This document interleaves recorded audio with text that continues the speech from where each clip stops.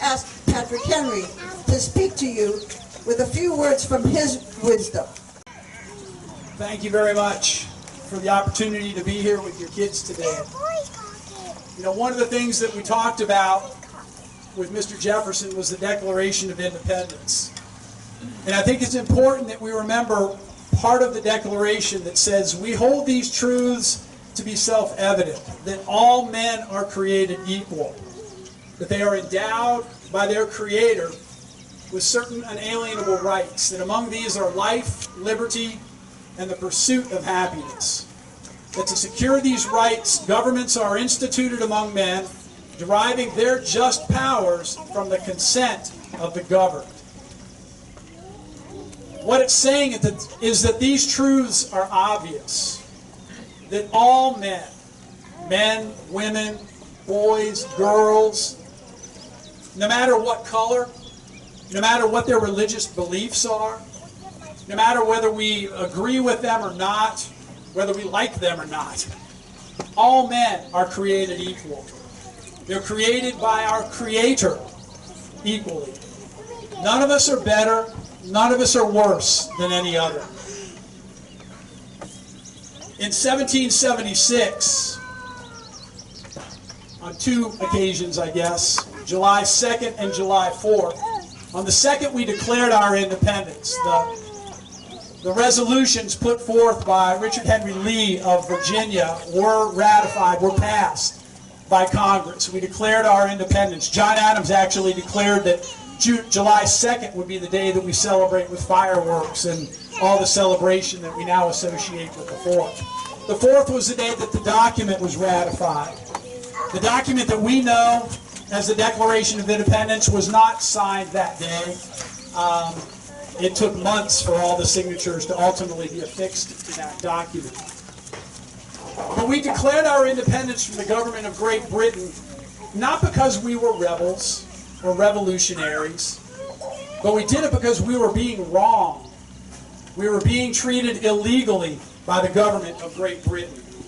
We spoke up, I spoke up, way back in 1765 after I urged Virginia to resist the Stamp Act. 11 years before we declared our independence.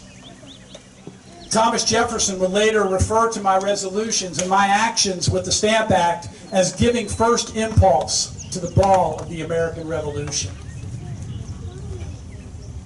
Great Britain would intimidate us, they would threaten us until 1775, as we talked with the kids today, we were forced to defend ourselves. We didn't want to go to war, especially against Great Britain. They were one of the strongest military forces in all of the world. They were well trained, they were well equipped, they looked good, and we were nothing. We had nothing. An army for the colonies had to be created, had to be established colony by colony, and then ultimately state by state. They were brought together under the leadership of my friend and fellow Virginian, George Washington. We declared our independence, we fought for it, and we won our freedom from Great Britain. Now we were a free and independent country. But now what? We had no government in place. We had a group of states that were acting independently. We needed to pull it together and to move forward. So does freedom or liberty mean that we can do whatever it is that we want to? No. Does freedom come with a responsibility? Yes.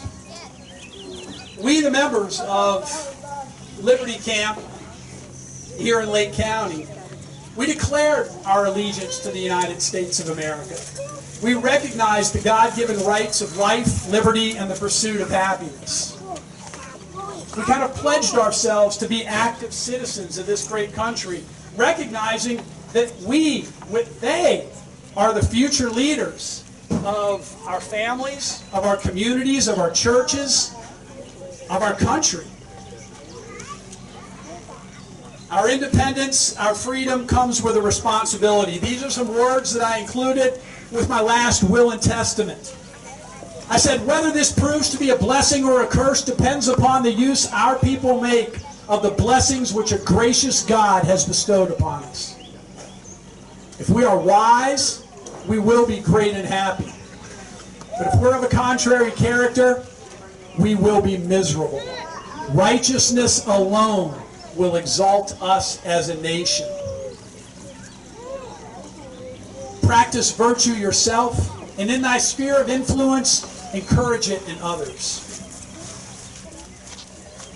There are some words that were passed down to me from my uncle, whose name was also Patrick. He was an Anglican minister, the Reverend Patrick Henry. And these are words that have been taught to me, and I am pleased to be able to pass them down to you all as well. And as I understand it, these remarks, which Linda has copies of by way of email, if you'd like a copy of them, you can request those from her.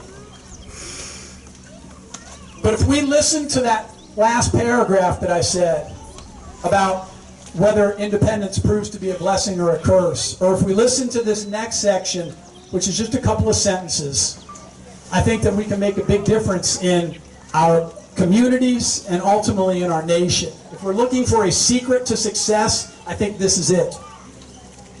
To be true and just in all of my dealings, to bear no malice nor hatred in my heart. These are simple things. To keep my hands from picking and stealing. Not to covet other men's goods, but to learn to labor truly to get my own living. To do my duty in that state of life that it shall please God to call me. It doesn't matter where we are in our lives. Whether we're young, whether we're old, whether we're successful. I faced lots of issues in my own life. Failed stores, loss of a wife, a house that burned down, all before I made a decision to study law and to move forward. But I felt that all along the way I was where God had called me to be. Again, speaking as Patrick Henry. Valor is a word that's used to describe courage. Oftentimes it's used, as Linda said, in association with war. While we are not necessarily at war today, we're always engaged in what is often an unseen war. A battle of good versus evil, of right versus wrong. We pledge to be good Americans, displaying valor, standing with courage for what is right, as we live in this free nation, the United States of America. Thank you.